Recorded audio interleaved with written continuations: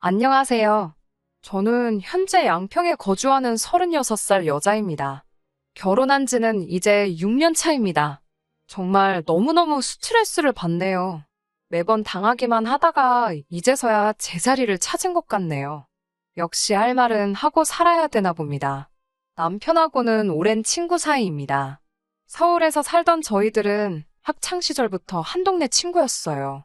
서로 다른 대학에 진학하고 나서 남편이 군대에 가게 되면서 여태 서로 알아온 시간만큼을 떨어져 지내게 되었습니다.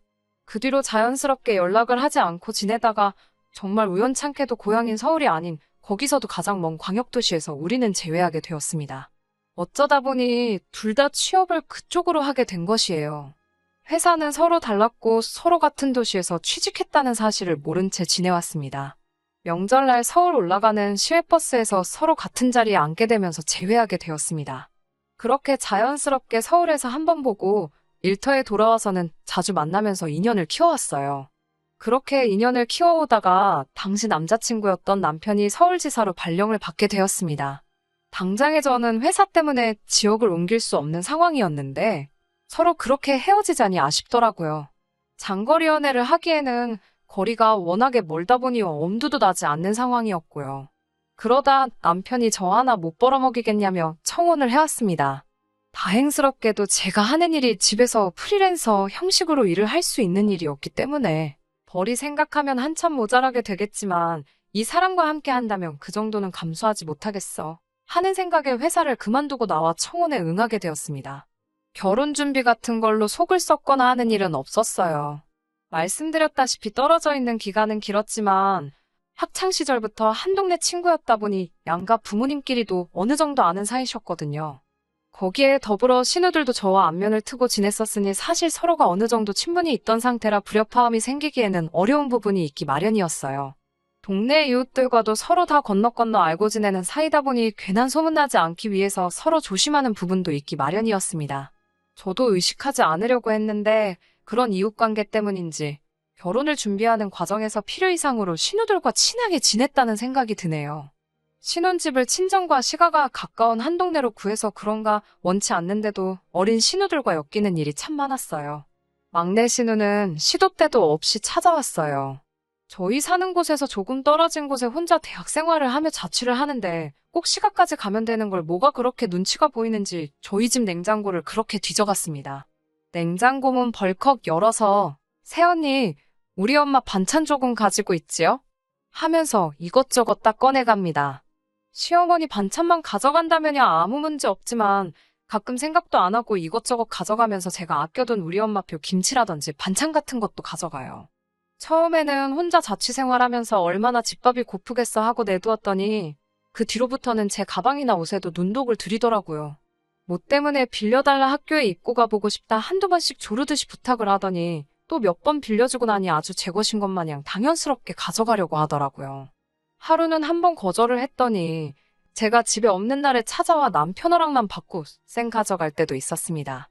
남편한테 제 허락도 없이 그걸 왜 빌려줬냐고 하니 하루 입고 들고 다닌다고 다른 것도 아닌데 뭐가 그리 문제냐며 자기 막내 동생 감싸기에 여념이 없더라고요.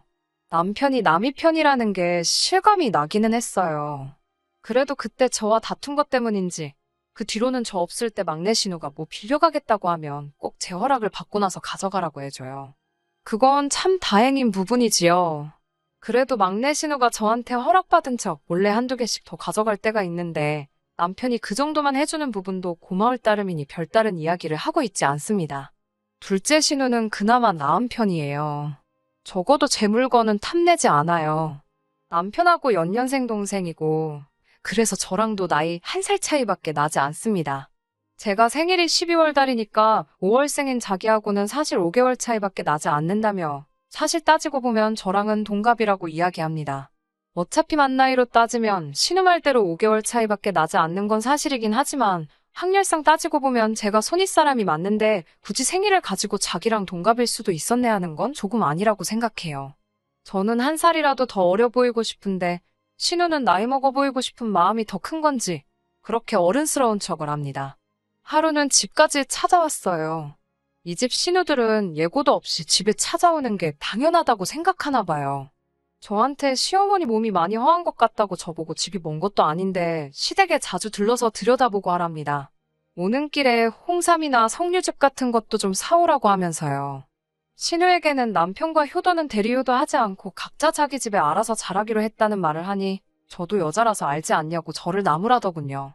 남자들이 워낙에 무심하니 오빠한테 말을 해도 아무것도 안 할 것 같아서 저한테 말하는 거라고 하네요. 하기 싫으면 싫다고 말하지 왜 자기 오빠 탓을 하냐는 듯이 이야기를 하는데 조금 그렇더라고요. 이렇게 서로 다른 방법으로 제 신경 거스르는 두 신우들은 공통점이 하나 있었습니다. 그건 바로 자기 오빠인 제 남편에 대한 자부심이 참 대단하다는 거였어요. 두 신우들은 하나같이 입을 맞추어서 세상에 자기 오빠 같은 사람이 어딨냐고 저보고 세상 최고로 복받은 여자라 하더군요. 오빠 덕에 지방에서 탈출해서 이제 서울 생활을 하고 있지 않느냐고 하면서요. 남편이 서울로 발령을 받으면서 저에게 청혼한 건 사실입니다. 하지만 저도 거기서 쌓아놓은 경력을 바탕으로 새로운 일을 시작했고 회사 다닐 때만큼은 못하더라도 부족하지 않게 벌고 있고 제 앞가림 정도는 스스로 하고 있는데 말이지요. 여기까지도 참아볼까 했는데 결혼 2년 차가 되고부터는 신우들의 공세에도 모자라 시어머니까지 가세하기 시작했습니다. 아이는 언제 갖는 거냐며 매주 말마다 찾아오셔서 한약도 지어주시고 어디에 좋은 거다라며 음식도 챙겨주시고 그러셨어요. 당연히 감사해야 할 일이지만 사실 저랑 남편은 지금도 그렇지만 그 당시에도 계획이 없었거든요. 둘이서 커리어 놓치지 말고 행복하게 잘 살자는 주의였고 바싹 벌어서 40대 은퇴를 계획하는 파이어족이었습니다. 시가에서 남편이 유일한 아들이었기 때문에 그 사실을 알리기에 부담스러운 부분이 있었어요. 그래도 한동안은 계속 숨겨왔는데 이건 뭐 날이면 날마다 오셔서 아이 이야기를 하고 가시니 제가 받는 스트레스도 어마어마했죠. 이런 고민을 나눌 수 있는 게 남편이었으면 참 좋았겠지만 남편도 자기 누이들 아끼기도 하고 시어머니 같은 경우에는 아이 가질 생각 없다는 말 들으시면 어떻게 될지 모르니 최대한 조심하는 분위기더라고요. 저를 위해 무슨 말을 해줄 것 같지도 않고 그래서 이런 고민은 유일하게 저희 친정엄마만 알고 계셨어요. 그러다 친정엄마가 제게 제안을 하나 하셨습니다. 친정아버지 정년이 다가오는지라 은퇴 후에 텃밭에서 채소 가꾸면서 살 집을 양평에 하나 구해놓으셨는데 저희 보고 요양 목적으로 거기서 잠깐 살겠다고 하고 걱정 없이 지내는 게 어떻겠냐고 하시더라고요. 남편도 자기가 출퇴근길 조금 더 고생하겠다, 기차도 있고 해서 그렇게 어려울 건 없다고 긍정적인 반응을 보였고 저는 어차피 프리랜서로 집에서 일을 하고 있었으니 자택이 어디 있던 간에 크게 문제될 일은 없었습니다. 시댁 식구들에게도 남편의 개인적인 호기심으로 전원주택에서 살아보기로 했다고 잘 설득한 뒤 내려가게 되었습니다. 처음 3년간은 정말 좋았어요. 처음에 밤에 들리는 개구리 소리나 소똥 냄새 같은 게 어색했는데 의외로 장점이 많더라고요. 필요한 거 다 있고 텃밭에서 채소 가꾸는 건 물론 마당에서 불 피워놓고 바베큐도 해먹을 수 있었고요. 공기도 좋고 풀벌레가 많기는 했지만 또 의외로 파리나 모기 같은 건 없어서 참 지내기 좋았어요. 하지만 무엇보다 좋았던 건 시댁 식구들 관심에서 떨어져 살 수 있었다는 게 가장 좋은 일이었어요. 그러다 시댁 식구들하고 다시 엮이게 되는 일이 터지게 됩니다. 바로 재작년부터 시작된 코로나가 컸어요. 거리두기는 물론 강력한 방역수칙에 시댁 식구들 여름휴가 계획이 어그러져 버리면서 시작되었죠. 여름인데 어디 가봐야 밤10시면 전부 닫아버리니 누군들 그런 타이밍에 휴가를 가고 싶어 하겠어요? 그러다 생각난 게 저희 집이었나 봅니다. 저희가 살고 있는 집이라면 밤늦게까지 마당에서 바베큐를 하며 놀아도 아무도 뭐라고 하지 않을 테니까요. 별채가 또 따로 있기 때문에 인원 제한도 그 당시에 피하려면 얼마든지 피해갈 수 있었습니다. 처음에 저희 집에 놀러 왔을 때는 저희도 몇 년 만에 보는 시댁 식구들이었으니 아무리 제가 불편해서 떠났다고 한들 티를 안 내려 최선을 다해 대접해줬어요. 남편 식구들뿐만 아니라 시이모님부터 해서 명절을 방불케 할 정도로 온 식구가 다녀갔습니다. 예상했던 것보다 더 많은 인원이 와서 조금 당황스럽기도 했어요. 마당에 불 피워서 고기도 구워주고 잘 때도 불편하지 않게 각자 방 하나씩 차지해서 잘 수 있게 모든 방들을 다 열어줬지요. 간단하게 마실 맥주부터 각종 군것질거리 챙겨온 건 물론이고요. 아침에는 저희 차로 다 태워서 해장하라고 해장국도 먹여줬네요. 전부 다 저희 돈으로 해줬습니다. 시댁 식구들 비록 저희가 초대한 건 아니지만 웬만한 휴양지 못지않게 신나게 즐기고 갔나 봐요. 돈 한 푼 쓰지 않고 이렇게 할 거다 하고 배불리 먹기까지 하는 휴양지가 어딨었겠어요. 다 놀고 돌아가는 길에도 저한테 수고했다는 사람 아무도 없더군요. 뒷정리 해놓은 사람 아무도 없고 방에 쓰던 이불 개놓은 사람이라도 있으면 고마움까지 느껴질 정도였어요. 그래도 재밌게 즐기고 갔다니 남편 기가 사른 것 같아서 그걸로 퉁치기로 했습니다. 남편이 기뻐하는 걸 보니 그렇게 가끔이라도 보는 사이가 되면 참 좋았겠다는 생각이 들었어요. 괜히 나 때문에 남편이 가족하고 멀어졌나 싶기도 했는데 그날을 기점으로 코로나가 길어지게 되면서 오히려 서울 살 때보다 훨씬 자주 보게 되었습니다. 양평에 있는 저희 집으로 놀러 왔다면서 틈만 나면 찾아오더라고요. 그래도 시부모님 동행해서 신우들이 따라오면 그냥 효도하는 셈 치고 남편이 하루 정도 희생하는 셈 치고 하겠는데 언젠가부터는 자기들끼리 따로 오더라고요. 조금 불편하긴 하지만 지하철까지 뚫려 있으니 오는데 아주 거리낌이 없었어요. 저희 집이 역에서 차로 15분에서 20분은 더 들어가야 있는 곳인데 연락도 없이 찾아와서는 역으로 데리러 오라고 성하더라고요. 당시에는 남편도 코로나 때문에 재택을 하고 있었고 저야 프리랜서였으니 항상 집에 있었지만 예고도 없이 찾아와서는 데리러 오라 마라 하는 게 참 기분이 안 좋았어요. 남편은 저 때문에 양평으로 내려와 3년간 거의 시댁 식구들 안 보고 살았던 게 한이 맺혔었는지 제 기분 헤아리는 척 해주며 제 앞에서는 말도 없이 왜 왔대 하면서 신우들에게 짜증을 내고 있으면서 이미 지 몸뚱이는 벌써 자동차에 타고는 시동 걸어놓고 데리러 갈 준비가 아주 탱천이더라고요. 저녁이 되니까 막내 신우가 오늘은 왜 고기를 안 구워 먹냐고 하더라고요. 아무리 시골집이라도 매일같이 고기를 어떻게 구워 먹겠냐고 했어요. 그랬더니 남편이 아니라고 잠깐만 기다리라며 마트에 가서 고기를 사오네요. 또 막내 신우 실컷 먹여서 보내고 나니 얼마 뒤에는 시어머니께서 동네 친하신 분들 이끌고 찾아왔습니다. 막내 신우가 찾아왔던 게 귀여워 보일 정도였어요. 시어머니께서 차 4대를 동원해 데리고 오신 인원은 무려 12명이었어요. 아무리 집이라지만 인원 제한이 있던 시기였는데 가족도 아닌 사람들이 저희 집에 와 있는 거 내키지 않았습니다. 자기 어머니 체면 세워준다고 사온 걸 보니 저도 여기 이사와서 돈 아낀다고 삼겹살이랑 목살만 구워서 먹었는데 어디 이름도 생소한 구경도 한번 못 해본 특수부위부터 소고기까지 잔뜩 준비했더라고요. 저녁에 고기 홀랑 다 구워 먹어버리고는 먹을 게 떨어지니 어디 동네 밥집에서 치킨이며 뭐며 이것저것 사다가 나르기 바쁘더라고요. 그날 시어머니 일행에게 쓴 돈만 140만 원이 넘었습니다. 교대로 한 번씩 왔다 가기로 정한 건지 시어머니가 다녀오신 다음 주에는 둘째 신우가 오더라고요. 이번엔 남자친구랑 동행해서요. 막내한테는 혼자 와도 고기도 구워주고 했다던데 하면서 대놓고 고기를 구워달라 요구했어요. 남편은 그래도 여동생이 찾아왔는데 아무것도 못해주긴 좀 그렇다고 꾸역꾸역 혼자 차 끌고 나가서 구워 먹을 고기 몇 인분의 맥주도 잔뜩 사오더군요. 둘째 신우가 온 날은 아주 악몽이었어요. 그냥 그렇게 고기 구워줬으면 얌전히 처먹고 가기만 하면 좋았을걸 무슨 커플이 교회에 있는 펜션을 놀러 온 것 마냥 생각했나 봐요. 염치가 있으면 뒷정리라도 했을 텐데 저를 무슨 펜션 관리인 정도로 본 건지 아주 두 사람이 사랑한 흔적을 여기저기 남기고 갔더군요. 침대 옆 휴지통에 그대로 버리고 간 두 사람의 흔적을 발견하고 아주 구역질이 나서 죽을 뻔했어요. 그 길로 그대로 휴지통을 들고 나와 남편이라는 책상 위로 던져버렸지요. 남편도 자기 일하는 책상 위에 둘째 신우 남자친구의 분신들이 흩뿌려지니 이게 뭐하는 짓이냐며 질색을 하더라고요.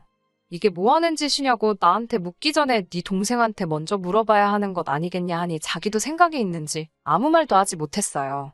남편한테 너네 식구들한테 똑바로 말하라고 이제 우리 집에 찾아오는 일은 없으면 좋겠다고 말하라고 했어요.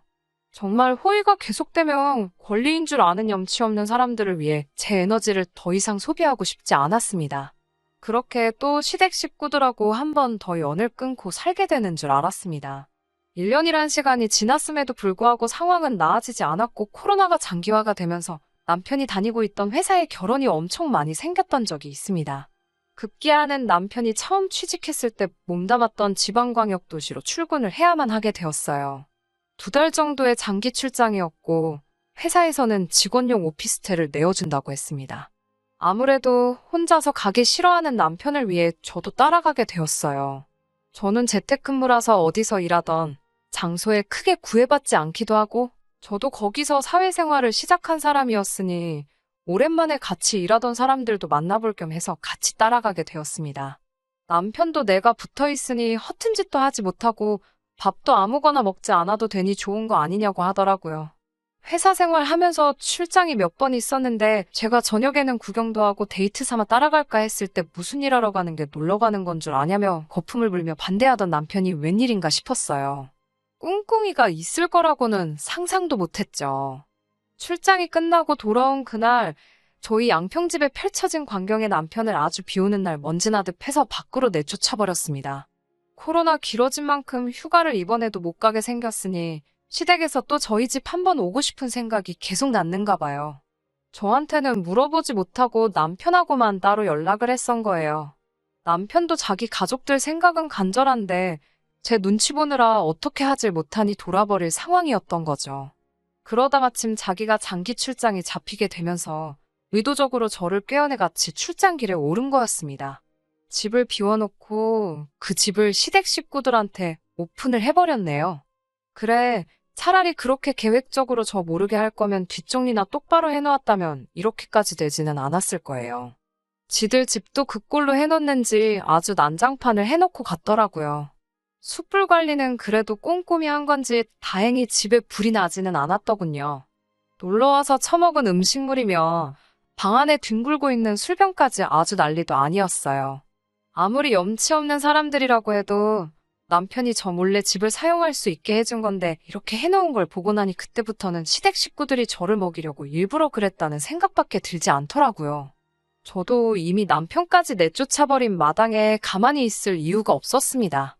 집으로 근처에 있는 청소업체를 불러 시댁 식구의 손길이 닿지 않았던 곳까지 전부 싹 청소를 맡겼습니다. 사장님께는 안 깎아줘도 되니 견적 최대한 집어넣을 수 있는 거 다 집어넣어서 빼달라고 했어요. 저희 집 냉장고나 캐비넷에서 없어진 맥주와 각종 와인들에 대한 청구서도 만들고 하는 김에 작년에 놀러와서 처먹은 고기값에 제가 그자들 뒷정리해준 용역비까지 전부 청구했습니다.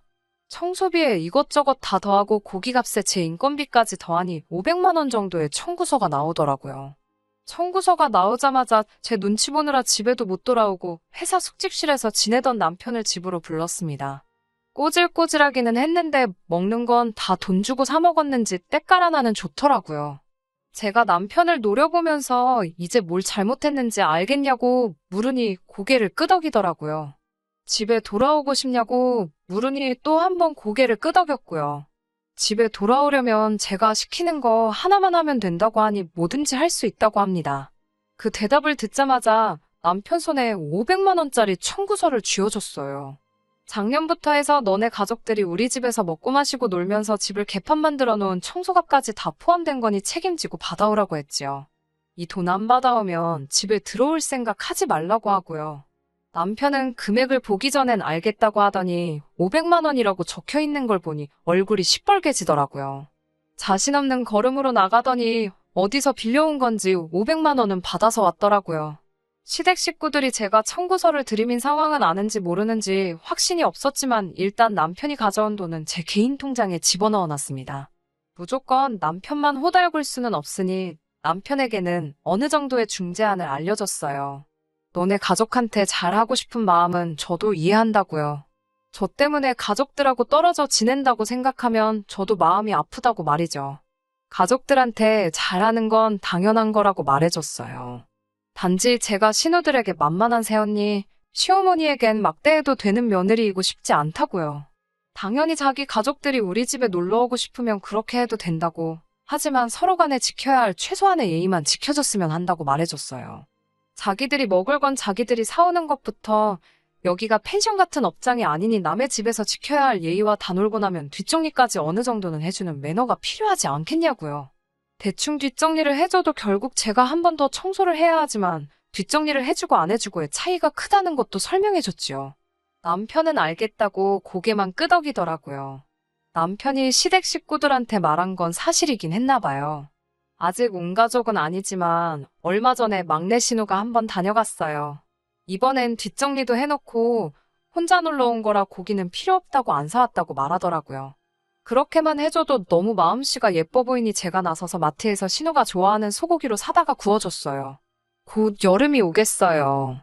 뉴스를 보니 이제 해외여행도 풀리는 것 같은데 저희 집으로 시댁 식구들이 올지 안 올지는 모르지네요. 만약에 온다고 해도 이번만큼은 적어도 이전처럼 저 한번 먹여보겠다고 행동하지는 않을 거라는 확신이 있습니다. 5년간 이렇게 한마디도 한 적이 없으니 제가 더 우습게 보였나 하는 생각도 들 때가 있어요. 이렇게 속 시원하게 저질러 놓고 나니 너무 후련하고 좋은데 왜 진작에 안 했는지 모르겠습니다. 저의 긴 이야기 끝까지 들어주셔서 정말 감사합니다. 끝까지 들어주셔서 감사합니다. 오늘의 사연은 여기까지입니다. 구독과 좋아요, 알람 설정 부탁드리고 더 좋은 사연으로 다시 찾아뵙겠습니다. 감사합니다.